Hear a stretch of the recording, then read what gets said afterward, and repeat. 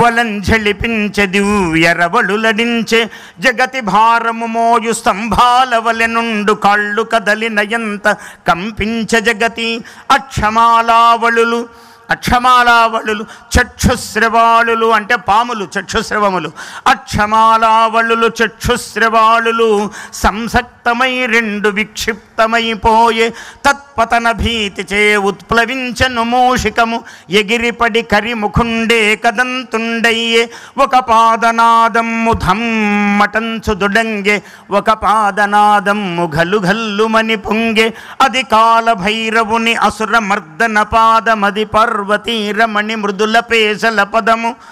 ఇట్లా అర్ధనారీశ్వర తత్వము పరమాద్భుతంగా పాదములు పాడుకొను వేదములు పాదుకొను పర్వతములేమో, పాదములు పాడుకొను వేదములు పాదుకొను పర్వతములేమో, ఆదెసలనాదుకొను హస్తములు శస్తములు ఆది కలశాంబు నిధులేమో, ఊదుకొను నెన్నురము ఉండు ఉమకాపురము ఉత్తముల గోపురము దేవా, కాదనవు లేదనవు కాంచన మహాధనువు, కాదనవు లే నిన్ను అడగాలి కానీ వరం ఎవడైనా, కాదనవు లేదనవు కాంచన మహాధనువు కాంచగలదే తనువు దేవా, నిన్ను కాంచగలదే తనువు దేవా.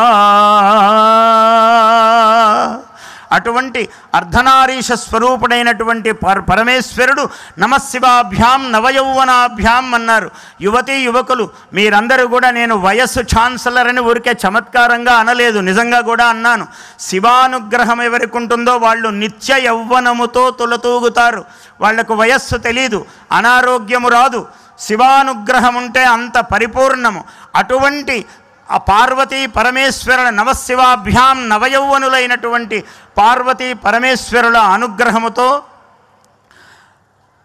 ప్రో ఛాన్సలర్ మన విష్ణుబాబు గారు అనంతమైన అఖండమైన విజయము ఆయనకు శివానుగ్రహముతో చేకూరాలని, డాక్టర్ మోహన్ బాబు గారికి అటువంటి ఆయురారోగ్య ఐశ్వర్యములు ప్రసాదించాలని, ఈ విద్యా సంస్థ మీ అందరి యొక్క కలయిక చేత సర్వ అభివృద్ధి కావాలని, మీ అందరి జీవితాలు గొప్పగా నిత్య యవ్వనముతో నిత్య విద్యా వైభవముతో విలసిల్లాలని మిమ్మల్ని అందరినీ మహాసరస్వతి కటాక్షముతో ఆశీర్వదిస్తూ జయోస్తు.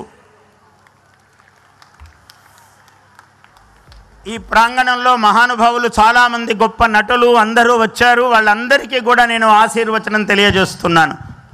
శర్మ గారు, ఇంకేదైనా ఒక్కటి మీ అద్భుతమైన కంఠంతో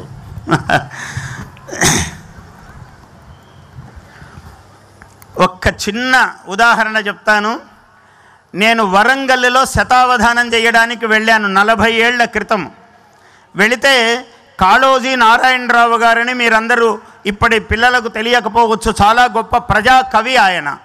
ఆయన వచ్చి ఎవరయ్యా అవధాని అన్నారు. ఇప్పుడు కూడా ఇలాగే ఉన్నాను కానీ ఇంకా సన్నగా ఉండేవాడిని. ఇప్పుడు పిల్లల్లో ఎవరితో అయినా పోల్చుకోవచ్చు నేను. అలా ఉంటే నేనేనండి అన్నాను. ఏమయ్యా, తిరుపతి వెంకట కవులని 2 మహాకవులు వాళ్ళు అవధానం చేసేవాళ్ళు. నువ్వు పిల్లవాడివి ఒకడివి వచ్చావా తగుదునని అవధానం చేయడానికి, ఇంకెవరూ తోడు రాలేదా అన్నారు. గుండెల్లో రాయబడినట్లు అనిపించింది. ఎవరు తోడున్నారు నాకు? ఎవరిని తీసుకెళ్తాను? ఎవరు నాతో పాటు పద్యం చెబుతారు? తప్పు చేశానా అని భయపడిపోయాను. వణుకుతూ నేను వేదికెక్కాను.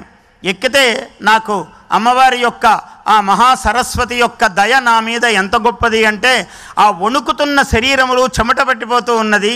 ఒక వీణ నా గొంతులో దిగుతూ కనపడింది నాకు. ఇది నాకు అనుభవము, అమ్మవారి దయ. అలా వీణ అంటే అమ్మవారి వీణను కచ్చపి అంటారు, నారదుని వీణను మహతి అంటారు. విశ్వావసు అనే గంధర్వుని యొక్క వీణను ఇప్పుడు విశ్వావసునామ సంవత్సరం వస్తున్నది మనకు ఒక వారం రోజుల్లో. విశ్వావసు అనేటువంటి గంధర్వుడు ఆయన వీణనేమో బృహతి అన్నారు. ఇలా ఒక్కొక్క సరస్వతి వీణ కచ్చపి అన్నారు. అలాంటి కచ్చపి దర్శనమిచ్చింది నాకు ఆ వీణ. అది నా గొంతులో దిగుతూ కనపడింది. అప్పుడు ఒక ఆశువుగా ఒక పద్య మాలికను చెప్పాను.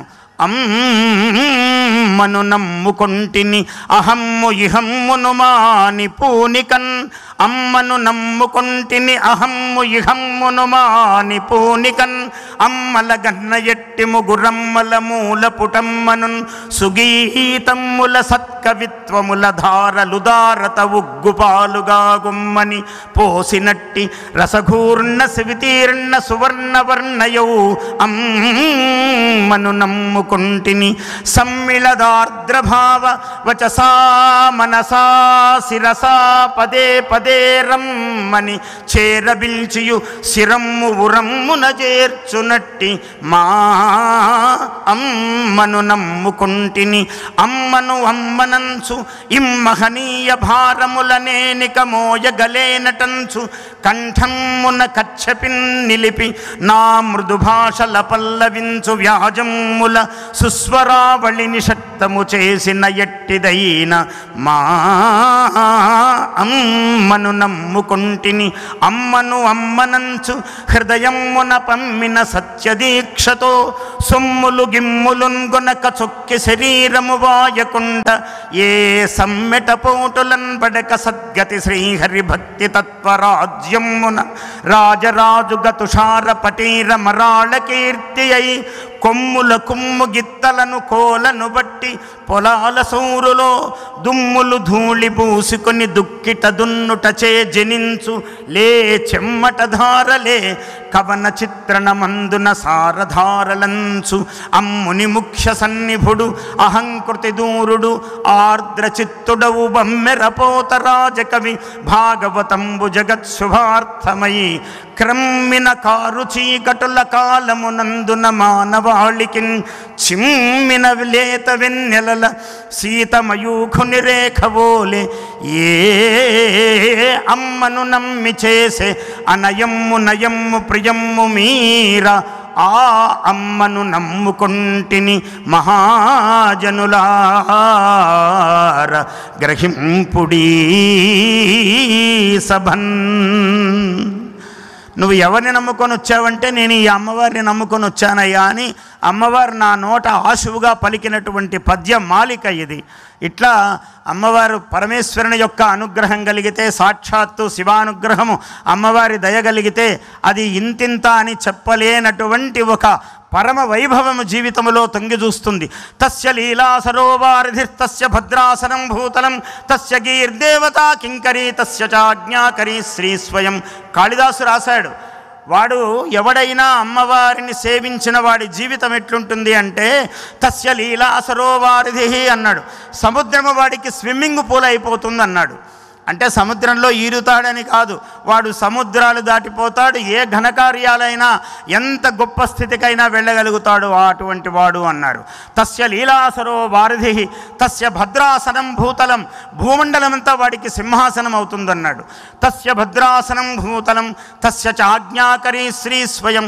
లక్ష్మీదేవి చేతులు కట్టుకుని పిల్లవాడి దగ్గర తల్లిలాగా నిలబడుతుందంట. నీకేం కావాలరా, నేను ఇస్తాను, సిద్ధంగా ఉన్నాను అని. తస్య గీర్దేవతా కింకరి తస్య చాజ్ఞాకరీ శ్రీ స్వయం.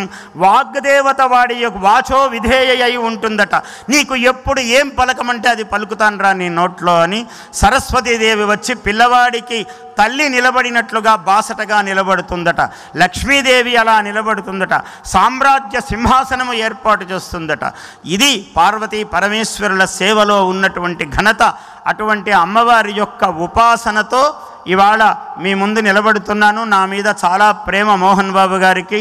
వారి ఇంటిలో ఏ విశేషము జరిగినా నన్ను వారు పిలుస్తూ ఉంటారు. ఇవాళ ఇంత గొప్ప విశేషము ఇది. ఈ విద్యా ప్రాంగణము ఇదంతా కూడా అనేక విధములుగా అష్టైశ్వర్యములతో మీ మీ జీవితములన్నీ కూడా తులతూగుగాక. స్వస్తి ప్రజాభ్య పరిపాలయంతాం న్యాయేన మార్గేణ మహీం మహిషాః గోబ్రాహ్మణేభ్యః శుభమస్తు నిత్యం. లోకాః సమస్తాః సుఖినో భవంతు. జయోస్తు.